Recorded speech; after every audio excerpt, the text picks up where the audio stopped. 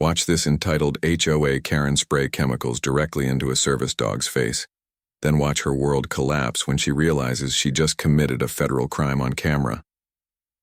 The security video is brutal and simple. A middle-aged woman, in designer yoga pants, steps from behind a hedge, lifts a clear spray bottle and blasts a German Shepherd's eyes and nose while he's walking calmly on the public sidewalk in a red service vest. You hear the yelp. You see him paw frantically at his burning face. That sound is a war hero's lifeline being tortured by someone who thinks HOA rules matter more than federal law. Meet the target she picked. Jake Thornfield, 34, former Army, medic and Purple Heart recipient who would give neighbors the shirt off his back. An IED in Afghanistan stole some hearing from his left ear, left him with PTSD that arrives like a freight train, and ended a marriage that couldn't survive the war that came home in his nervous system. He moved to Pinewood Heights, a quiet, $45 dues HOA where the biggest pre-Karen scandal was a forgotten trash can. And he didn't come alone. He came with Rex, 85 pounds of trained intelligence and loyalty, tasked for deep pressure therapy during spikes, alerting on Jake's blind side, and managing startle responses that otherwise spiral. The metallic jingle of Rex's tags became the soundtrack of Jake's healing. Then 6 months ago, HOA elections delivered Pinewood Heights its very own sheriff without a badge. Karen Whitmore, 52, real estate lifer with a white Mercedes and a vanity plate that reads P-Art Val, she thinks. It's clever.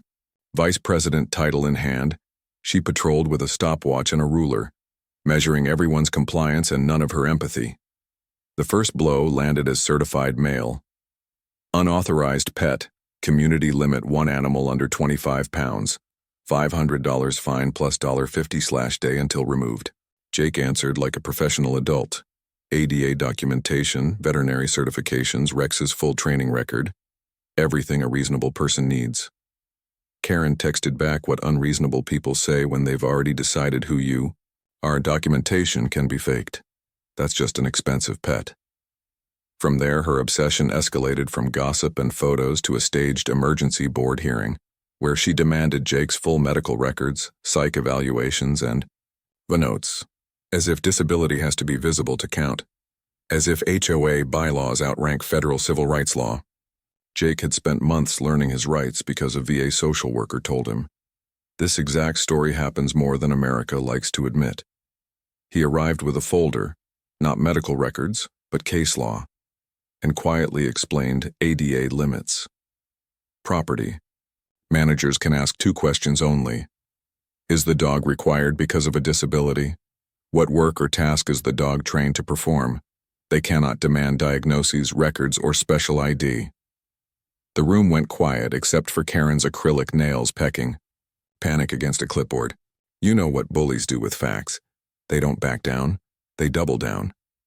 She vowed a community test for service animals and spent the next month stalking Jake's walks with her phone camera, narrating like a petty tyrant Attenborough. Day 12 of monitoring alleged service animal. The crunch of gravel under her designer sneakers became a soundtrack of harassment. Jake's jaw clenched. His military training answered, "Don't react, document." Jake turned his kitchen into a quiet war room. Every post, screenshot. Every letter, scanned. Every sidewalk run-in, recorded. He mounted cameras, front, side, and high, because escalation is a pattern soldiers learn to anticipate. That's when Maria Santos, paralegal from 3 streets over, dropped a manila folder on his table and a bomb in his understanding. "You're not her first target," she said, flipping to dates and minutes.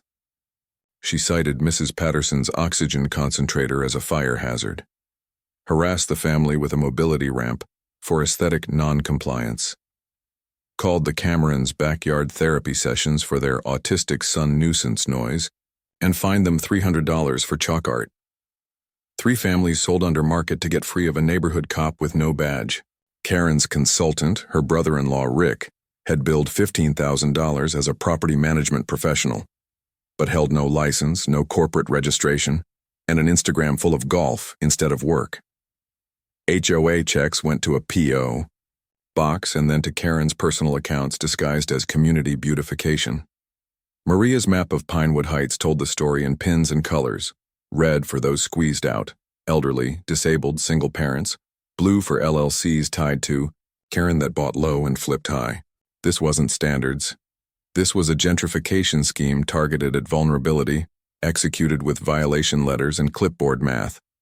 Then came the emergency hearing masterclass in ADA. Jake recited the only lawful questions. Karen proposed a neighbor vote to decide whose disability is real.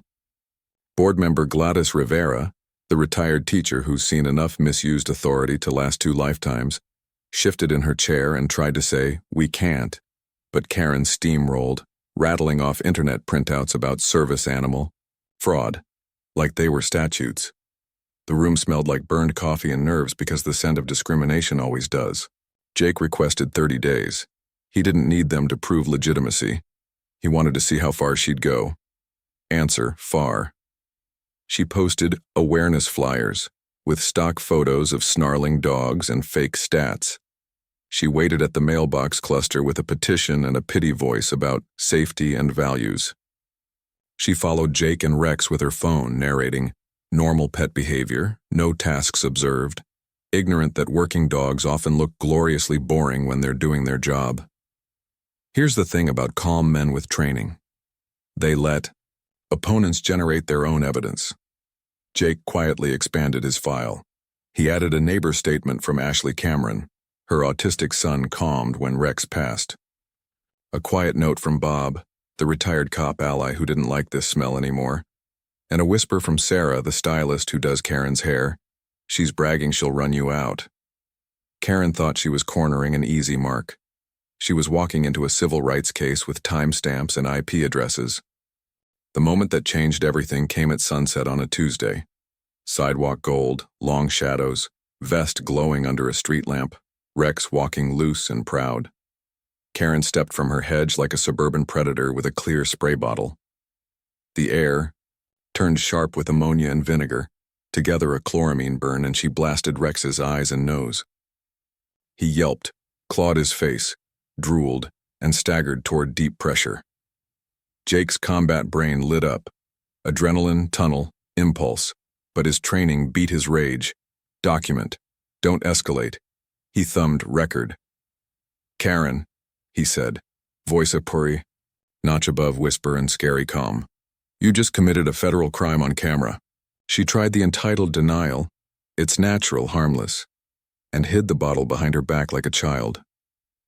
Jake hit speaker and dialed Maria. "Ammonia and vinegar form chloramine," Maria said for the record. "You chemically burned a service animal. Under federal law, that's akin to assaulting a federal officer." Neighbors drifted out as Officer Martinez arrived. Chemical tang still bit the night. "Ma'am," the veteran cop said, "interfering with a service animal is a federal offense, fines and jail time." Karen demanded a supervisor. Bob turned and went inside without a word. Ashley filmed from her window. The vet later documented chemical burns around Rex's eyes and nose. Minor, treatable, damning. Jake did the opposite of what his blood wanted. He didn't press charges that night. He asked for the full 30-day window. Karen thought she'd skated. She'd handed him the nuclear option and didn't know it. In those 30 days, Maria pried open bank accounts in minutes. She found $23,000 in unauthorized expenditures disguised as improvements that never happened. Newsletter invoices, at triple market cost paid to Karen's office. A home security system installed for a board member, Karen, on board safety. She laid a neighborhood map like an op plan. Red pins for forced sales, elderly, disabled, single parents. Blue pins for flips, shell LLCs, cash offers, quick resales. She pulled 2 formal license complaints against Karen's real estate work, both disability-related, one involving a veteran with a service dog. On Jake's table, the case grew teeth. AD/FHA discrimination, assault on a service animal, embezzlement, conspiracy. Maria's plan echoed a military 3-prong. 1. Federal civil rights action, with board member personal liability. 2. Financial fraud, embezzlement referrals, asset forfeiture on the table. 3. Community recall and audit, Bylaws read aloud. Notice and quorum met. Cameras rolling. Ashley canvassed. 12 families told matching stories.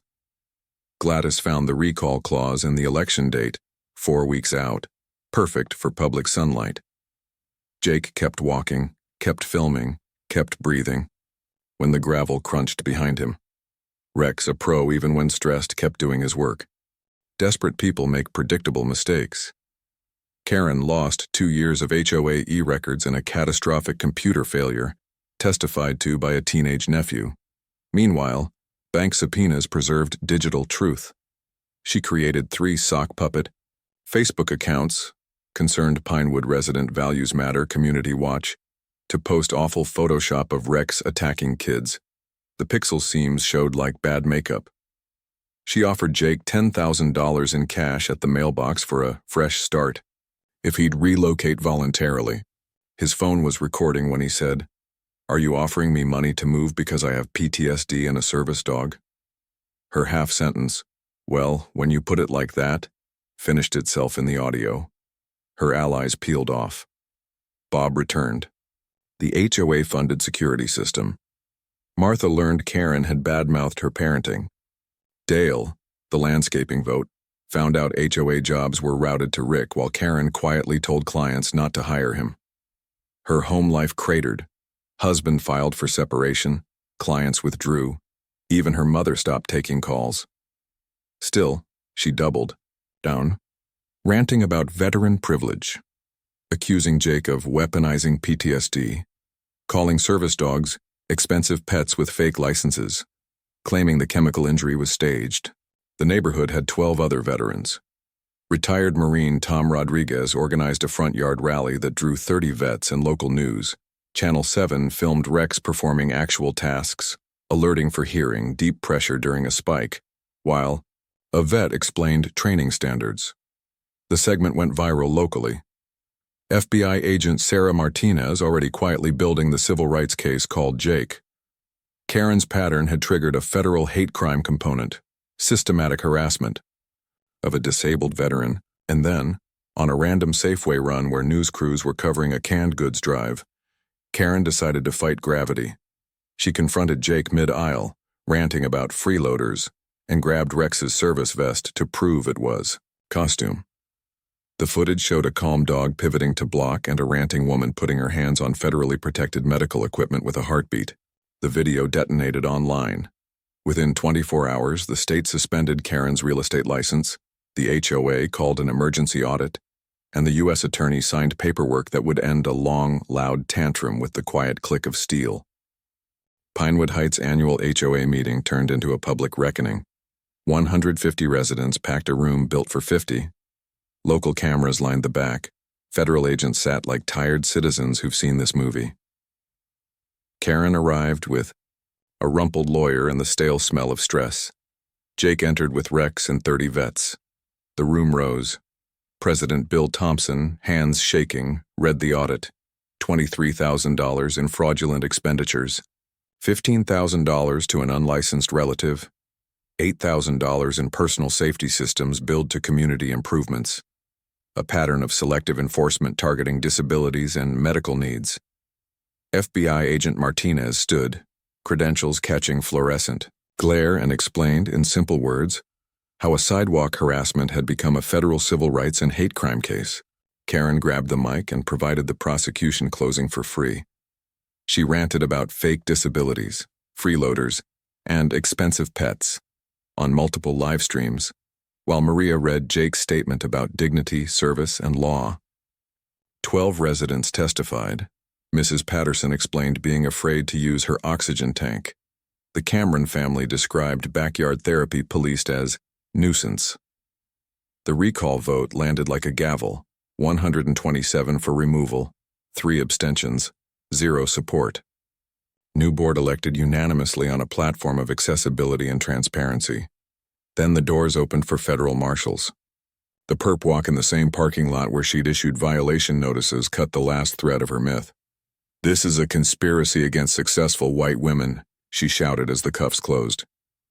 The room's laughter sounded like something getting cleaned. 6 months later, she pled to federal civil rights violations, assault on a service animal, and conspiracy.